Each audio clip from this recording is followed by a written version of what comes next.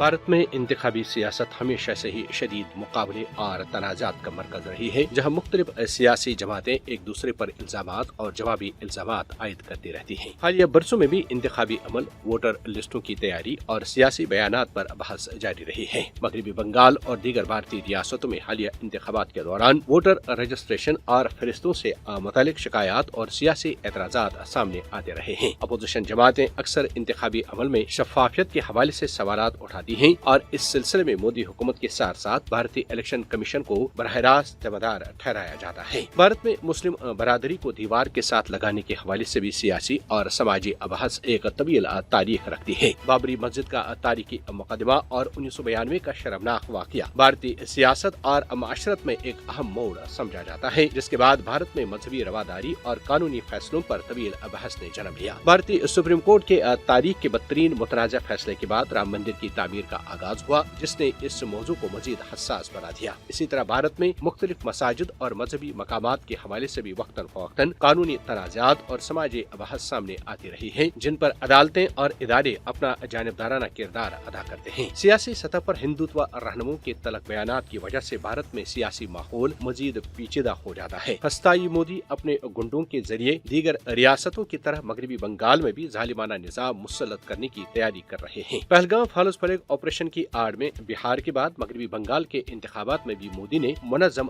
धांधली से इक़्तिदार पर कब्जा कर लिया। भारतीय न्यूज पोर्टल द वैयर ने मोदी की जीत के जश्न के पीछे छुपी बदउनवानी और मुनज़्ज़म धांधली का पर्दाचाह कर दिया। द वैयर के मुताबिक मगरबी बंगाल में तकरीबन 1 करोड़ अफराद के नाम वोटर लिस्ट से खारिज करके उन्हें हक राय दही से महरूम कर दिया गया। महज तजादात की बुनियाद पर 27 लाख शहरियों को खारिज करने और हतमी फहरिस्त के बाद 6 लाख वोटरों को शामिल करने से संगीन सवालात खड़े हुए। हिंदुत्व का पैरोकार मोदी अपने गुंडों के जरिए मगरबी बंगाल में वहशाना निजाम मुसल्लत करने के लिए तैयार हैं और बीजेपी के नव मुंतखब वज़ीर आला शुवेंदु अधिकारी ने कहा है कि भारतीय हिंदुओं को मुसलमानों को वैसा ही सबक सिखाना चाहिए जैसा इसराइल ने गजा में सिखाया। शुवेंदु अधिकारी ने कहा कि मैं मुसलमानों के लिए काम नहीं करूंगा जब तक वो अपना मजहब तब्दील न कर ले। बीजेपी के दीगर वज़ीर आला योगी आदित्यनाथ और हेमंत बिस्वा शर्मा भी हर मौके पर मुसलमानों के खिलाफ जहर उगलते दिखाई देते हैं। वो कि भारत का आईनी ढांचा तमाम शहरियों को मसावी हुकूक और इज़हार राय की आजादी की जमानत देता है, मगर मोदी के भारत में अब मुसलमानों के लिए जीना मुश्किल बना दिया गया है। ये सूरत-ए-हाल खुद भारतीय मुसलमानों के लिए अब या कभी नहीं का माहौल पैदा कर चुकी है कि आया वो इज्जत के साथ जिंदगी बसर करें या इसी तरह जिल्लत की मौत मर जाएं। फैसला